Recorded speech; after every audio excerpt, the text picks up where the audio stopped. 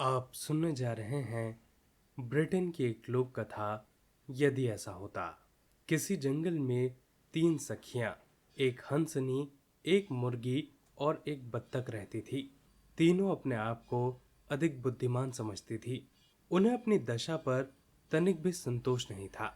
बत्तख कहती, अरे क्या बताऊं, मुझे तो विधाता के अनाड़ीपन पर बेहद गुस्सा आता है। मेरा शरीर तो इतना सुंदर बना दिया है, पर मेरे पैरों का नाश पीट दिया। तेजी से दौड़ भी नहीं सकती। चपटे झिल्लीदार पंजे। आह, यह भी कोई पैर में पैर है। जान पड़ता है उनका साचा ही बिगड़ गया था। लेकिन बगुले जी के पैर, आहा, उनके लंबे लंबे पतले पैर कितने सुंदर लगते हैं। अगर मेरे पैर भी वैसे होते तो कितना अच्छा होता। मुर्गी कहती, अरे, जी तो ऐसा आता है कि यदि मुझे विधाता मिल जाए तो खूब आड़े हाथों लूं। रंग रूप तो दे दिया ऐसा लुभावना, पर बोली दी बिल्कुल गवारों जैसी। कुकड़ू को अकेले रूप को क्या चाटूं। सच कहती हूँ, जब कोई गाने के लिए कहता है तो शर्म के मारे धरती में गड़ जाती हूँ। भला इस फटे बांस सी आवाज से कैसे गाऊं। आहा, सितार की बोली कितनी प्यारी होती है, कितनी मीठी। अगर मेरी बोली भी सितार सी होती तो कितना अच्छा होता। अंत में हंसनी कहती, बहनों, तुमने अपना अपना दुखड़ा तो रो लिया, अब मेरी भी तो सुनो। मेरे साथ तो विधाता ने बहुत ही जुल्म किया है। देखो तो, विधाता ने मेरी देह पर कितने सुंदर रोए लाद दिए हैं। मैं पूछती हूँ, क्या लाभ है इनका। मेरे लिए तो ये बोझ हैं। इसके सिवाय इसमें मुझे तकलीफ भी होती है। जो भी मनुष्य मुझे देखता है, पकड़कर मेरे शरीर से बहुत से रोए नोच लेता है। उफ, उस समय मुझे बहुत कष्ट होता है। मैं क्या कहूँ, मैं तो विधाता को खूब कोसा करती हूँ। अगर ये रोए मेरे शरीर पर नहीं होते तो कितना अच्छा होता।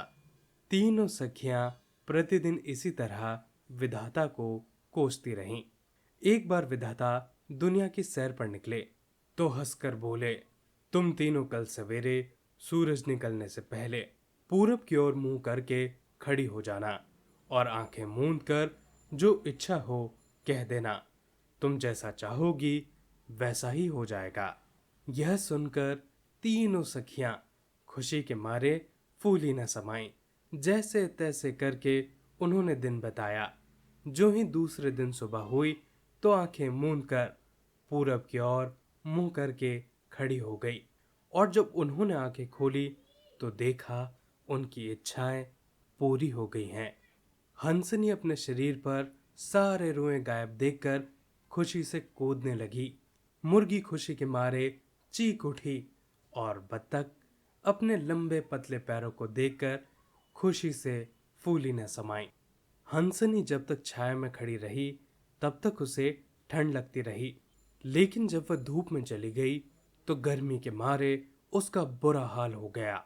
उसके शरीर पर अब रुएं तो थे ही नहीं, जिससे वह ठंड और गर्मी सहन कर सकती। अब तो हंसनी बहुत परेशान हुई। उसे अब पता चल गया कि रोएं उसके शरीर के लिए कितने जरूरी थे। इधर नाश्ते के समय मुर्गी अपने बच्चों को बुलाने गई। उसके बच्चे कहीं दूर खेल रहे थे। मुर्गी जोर से चिल्लाई। बच्चों के लिए आवाज एकदम नई और डरावनी थी। वे उसे सुनकर मुर्गी के पास आने के बजाय दूर भाग गए। अब तो मुर्गी बहुत परेशान हुई। वो ज्यों ज्यों उन्हें बुलाती वह त्यों त्यों दूर भाग जाते।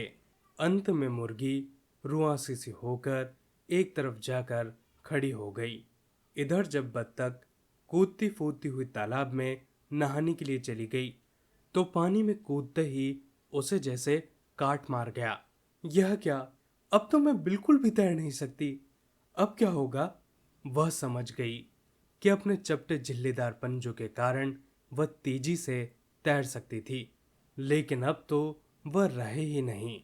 शाम को तीनों सखियां एक बार फिर से इकट्ठी हुई। तीनों बड़ी दुखी और खोई खोई सी मालूम पड़ती थी।